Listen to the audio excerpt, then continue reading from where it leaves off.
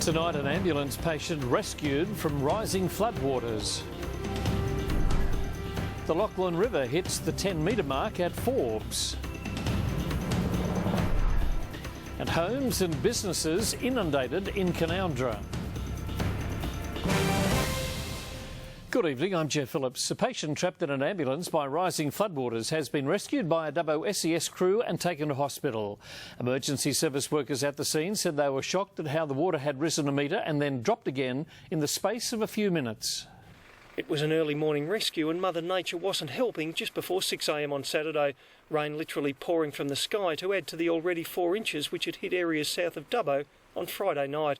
Added to the 2.5 inches the day before, many local creeks were flooding, causeways across the Obley Road changeable and treacherous.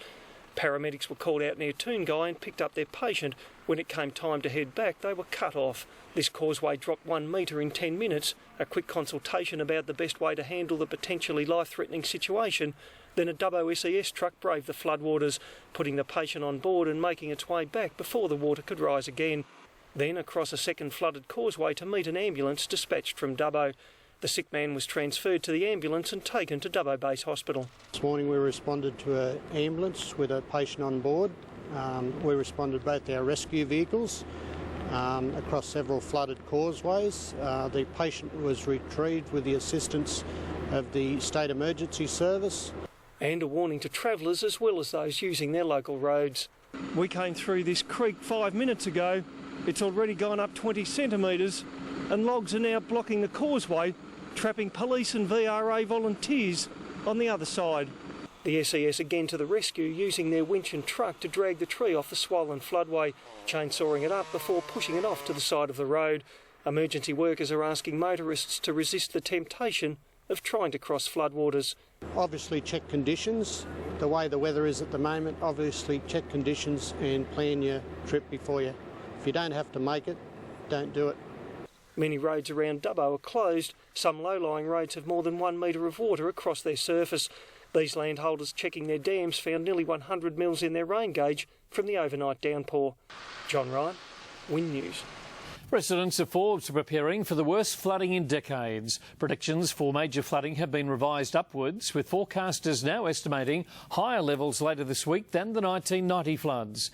Emergency personnel from across New South Wales have been sent to the town to help residents prepare their homes and businesses. An army of volunteers doing what they can to help Forbes prepare for major flooding. People have come from across town and around New South Wales to help. We're trying not to be alarmist. I'm certainly not going to be an alarmist, having gone through floods before. I think everyone in Forbes will be safe. It's a matter of doing what you need to do in order to keep safe. For many, like Bruce Field, today was all about sandbagging. And this time they don't know just where the water's going to go because of different roadworks, etc. Evacuation warnings have been given. Apex Caravan Park on the banks of the Lachlan River is now empty. We've cancelled anyone that's had a booking, we've cancelled them for the rest of the week. The latest prediction is the Lachlan will peak at 10.65 metres on Wednesday night or Thursday morning, causing major flooding.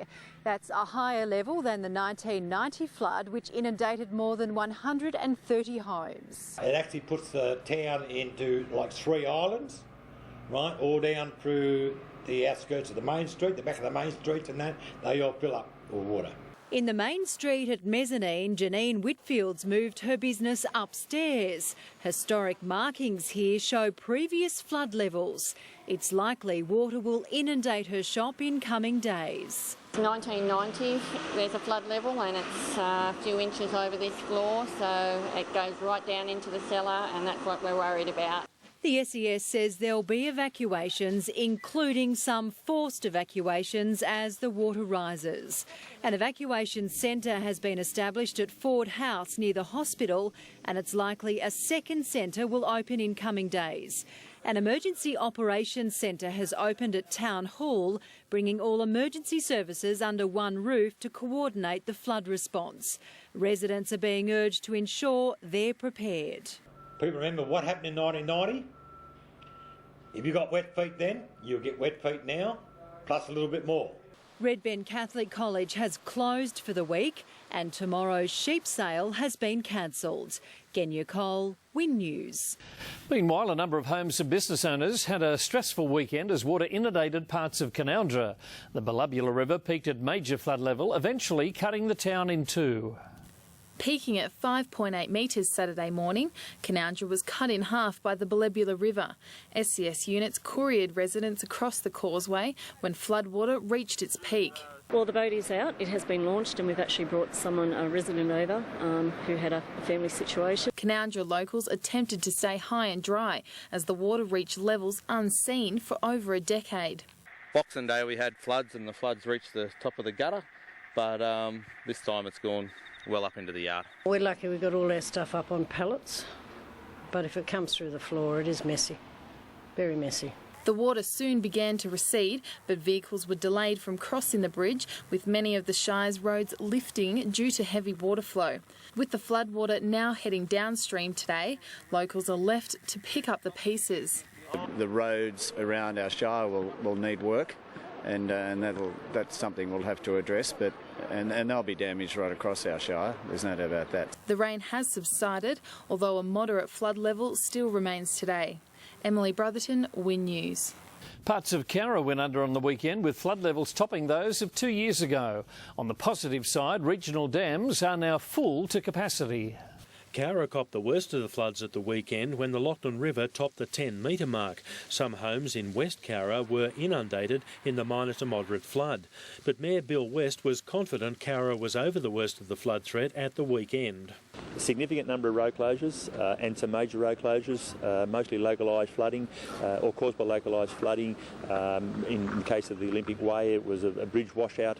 But yes, it's not unusual for some of these roads to be closed when there is a minor to moderate flood. But the constant rain had local residents fearing a repeat of 2010. In 2010 it was up over these fields just behind us here. It's still raining, so I'd expect it probably to still keep coming up for sure. But look at the water there now, there's a lot of water.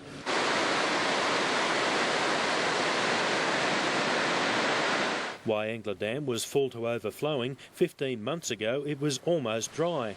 2 weeks ago it was at 77% full. At the weekend the floodgates were open. People came from across the region to marvel at the rare spectacle. It's real good. It's good to see a bit of water back around here from the drought from the last few years. It was a similar sight in Orange on Saturday. Heavy rain in the catchment put Suma Park Dam on amber alert level. The dam was full to overflowing, floodwater surging over the spillway, causing problems downstream at Summer Hill. Motorists experienced delays in Bathurst today due to an overnight rise in the Macquarie River. Traffic along the Great Western Highway was again condensed to one lane after 16 millimetres of rain fell in the upper Macquarie catchment. It's expected to fall below minor flood level later tonight. Peter Freestone, Win News.